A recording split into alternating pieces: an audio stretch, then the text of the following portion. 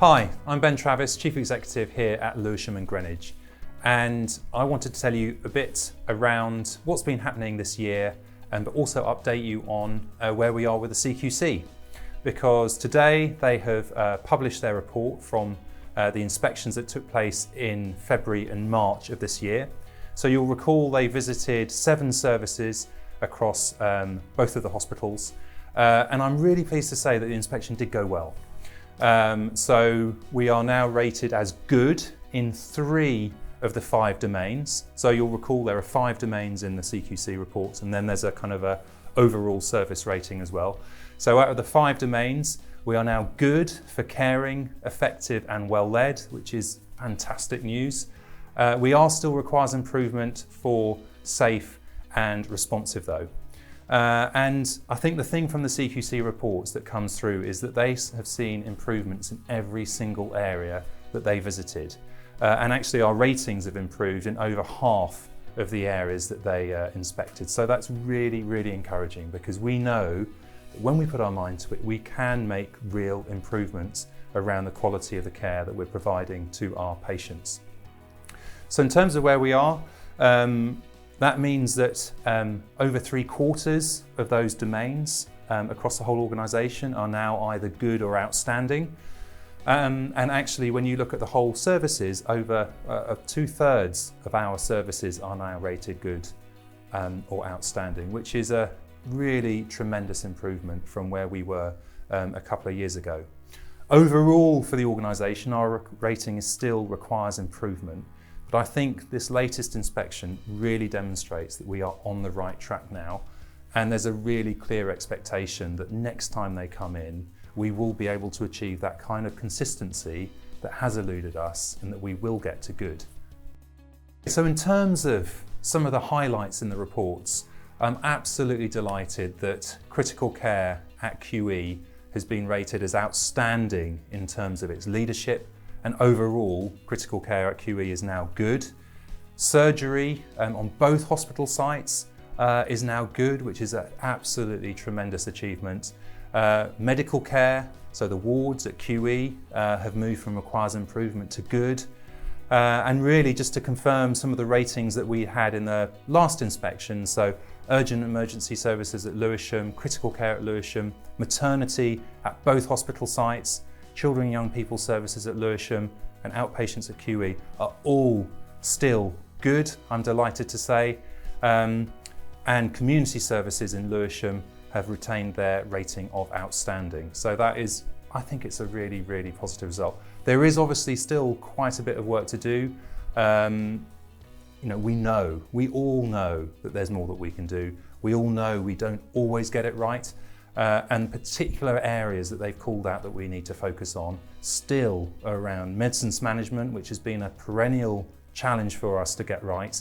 The care of patients with mental health needs coming through our emergency departments and actually on our wards is something that, again, we need to find better solutions for. And we also know in terms of patient experience that can be a little bit mixed. So it's this bit about how do we make sure we get greater consistency, because we know we can get it right so much of the time. It's about how do we now get it right all of the time.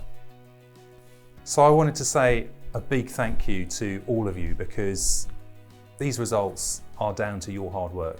And I hope you really recognise the progress that together we've made over the past 18 months. And I hope it really gives you the confidence to know that we can achieve our vision of providing high quality care to every patient, every day. Looking back over recent months, obviously the spotlight has been on our response to COVID.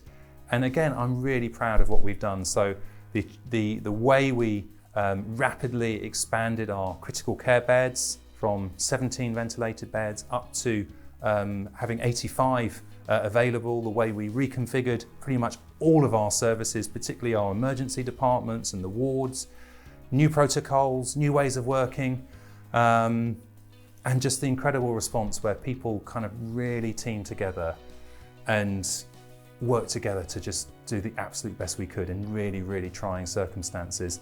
And I guess I just also wanted to recognise how difficult it has been for many, many people over the past few months. Understand the levels of anxiety, understand particularly the challenges that we've had around PPE, around the impact it's had, the disproportionate impact it's had on particular communities, particularly BAME colleagues. It has been difficult, but I'm really confident that because people have worked so closely together and we have put on a whole range of support for people, that we will get through this together. So reflecting just more broadly on where we've been focusing our efforts over the past year, we've been doing lots to try and improve the culture of the organisation. So everyone will remember the work we've done, I'm sure, around our values, but really it's all about trying to make this a really great place for everyone to work, regardless of what your background is, what your profession is, what your ethnicity is, that everyone who comes and works in this organisation feels like it's a great place to work and really feels supported. So we've done lots of training. We've trained over 3,500 staff around our values and respect and compassion in particular. I think we've done a lot around listening to colleagues, around thinking about flexible working. You'll have seen we're now introducing health and wellbeing champions, which I think hopefully will make a real difference to how well supported people feel. We've got a new independent guardian service to encourage people to speak up confidentially. And we've also improved our HR processes for when things have gone wrong. We're certainly getting much better at making sure that we deal with those in a more timely way.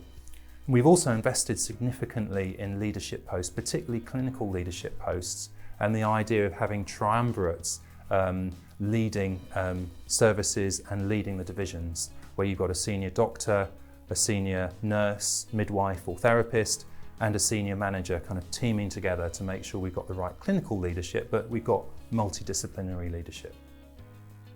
We're working to empower our frontline staff and clinical leaders. So I'm sure many of you will seen or read about our quality improvement program. We've now had over 250 colleagues have completed the training. We've got 25 projects which are active, and there are loads and loads more planned. So I'd really encourage people to get involved in that. And we're also launching a ward accreditation scheme, which is really about trying to make sure we get that consistency of care and core standards every single day for every single patient.